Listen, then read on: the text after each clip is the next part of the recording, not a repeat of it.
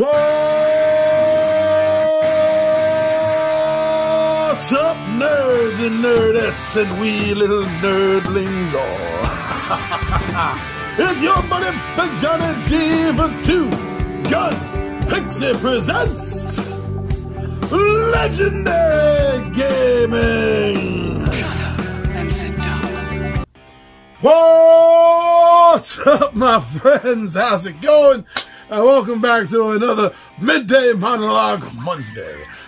And as I want to talk about, if you watched Thursday's episode of Am I the Asshole Dungeons and Dragons edition that I did with our 20-sided warrior buddy Ron, then you know what I'm talking about today. Well, actually, I guess if you saw the thumbnail, you know what I'm talking about today.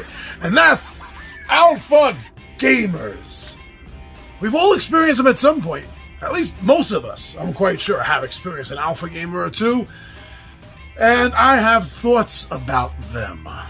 As you can guess, they're not that nice. But I'll try to be as cool and level-headed here as I possibly can. But I am going to start off by saying something that may sound offensive to some individuals. But I don't care because it's the truth. I also don't care because this is not a monetized channel, so I get to say and do whatever I want to do. Whatever me and Tom Vulo want, we do. Alright, but yeah, so what's not very popular? You need the right people at the gaming table. Oh yeah, there is such a thing as the wrong people. I'm not categorizing people as any group other than just, the specific individuals that don't get it, that aren't fun to play with, the people that take control, the people that lash out, that get angry at the gaming table. Those are the people that don't belong at your gaming table. No, there shouldn't be a spot for everybody straight across the board. Now, there are exceptions that are made, and alpha gamers, they can't be controlled. If they can't be tamed, they's gots to go. But there are some ways, like I said, to try to rein them in and control them. To help everybody, including them, have a better time at the gaming table. So, let me talk about them. And in speaking of, talking. Well, now I get it that a lot of times around the gaming table, depending on what game you're playing, and that's going to make a difference too to how you handle your alpha gamers, what game is being played. I'm going to try to speak in generalizations. If you're playing a game where the party members are not together, or not all of them are together, then your alpha gamer that's, thinks he's the quarterback dishing out rules to everyone and telling everyone what to do, well, they're not going to hear it. Let's face facts, right? They're not going to hear it. So if they're not in a position to hear anything, then shut up. What the hell are you running your mouth telling someone what their character needs to do if they're nowhere even near to hear you? Okay, let's bring it into some meta gaming here. You're not at the table. You're not sitting around a table. You're in the game. You're in the haunted house. You're in the dungeon. Wherever you're in. If that person isn't there with you in that room, they're not going to hear you. So no power gaming. All right? That's probably one of the easiest things to do. But not every game you're going to find that the party members are separated. So you're going to have to do something else. Now, if you want to avoid issues at the gaming table, then maybe you're going to have to wait till after the game. Maybe you're going to have to wait till after the game, pull this individual aside, and this is something you really should do face-to-face. All right? If at all possible, don't do this through text. Don't do this through DMs. Do this face-to-face. It really is important to do it that way, to be personal, have that touch, okay? And what you're going to do is you have to pull the person aside. You have to have a talk to them. If it's your house, it's your game day, or you're the dungeon master, game master, storyteller, it's your job to deal with it. Don't sit there like a snowflake on the wall. That doesn't even make sense. I think I got two expressions mixed up: wallflower and snowflake. But yeah, don't be either. Don't be either. It's your house. It's your rules. It's your game. You're the DM. Whatever. You have to take control of the situation. Sometimes a power gamer is just a power gamer because they have to win at all costs. In fact, most of the time I've encountered power gamers in my life, that's usually why they do it, is because of this inborn need, this drive, this instinct they have to win no matter what. And that destroys the atmosphere of fun.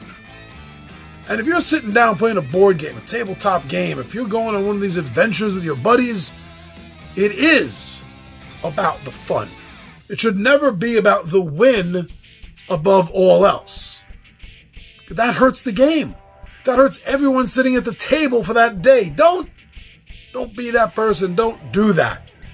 Now, there are some games that I feel by their very nature do kind of dial down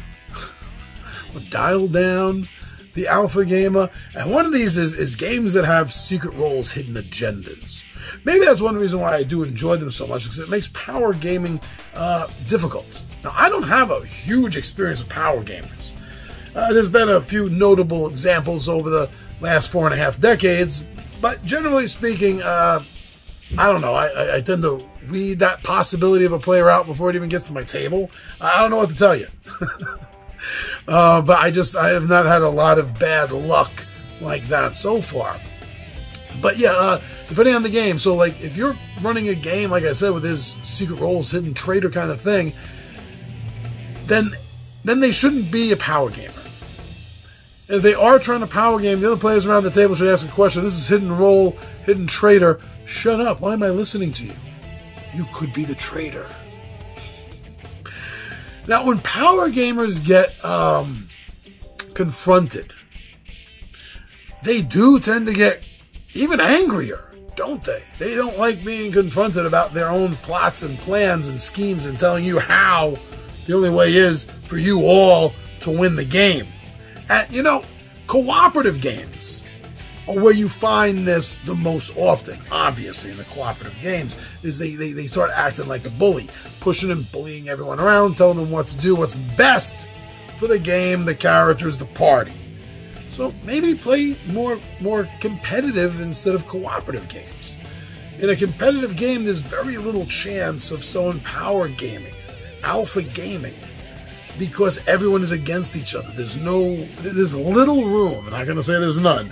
There's little room for someone to start barking orders at what your character to do. Why? Why are you telling me what to do? Screw you. You're the enemy. I'm here to beat you. I'm here to get more victory points than you. I'm here to put your character down. Whatever it is, you're not friends in the game. So there's no power gaming. Sometimes it's not always about the win. Sometimes, and I know I've done this a couple of times in my life, I've just been in such a bad mood. It wasn't a day I should be gaming. If you're dealing with a power gamer who's not traditionally a power gamer, an alpha gamer, but suddenly for some reason that particular game day they are, well, I'm assuming that to some degree, some level, they're your friend. If they're sitting at your gaming table, they must be some degree of friend or relative. Find out what's going on. They obviously need some help. Talk to them. If it happens to somebody it doesn't happen to, there's a reason. So not every power gamer is always out just to take control of the situation. Sometimes maybe they feel like acting out through the game is a good way for them to, even if they don't realize it, even if they're not thinking it consciously, it's a way for them to work out their frustrations. And that might be great for them, but it's not going to work for everyone else around the table. Now, I mentioned this slightly, and I've heard this a lot, that, sometimes some games are just designed for alpha gamers and power gamers. I don't believe that. And don't you believe anyone that says that. It is not a flaw of the design or the designer. It is the flaw of the player. And if you're dealing with a game that, as a role-playing game, has a dungeon master, game master, storyteller aspect to it, then it's their fault.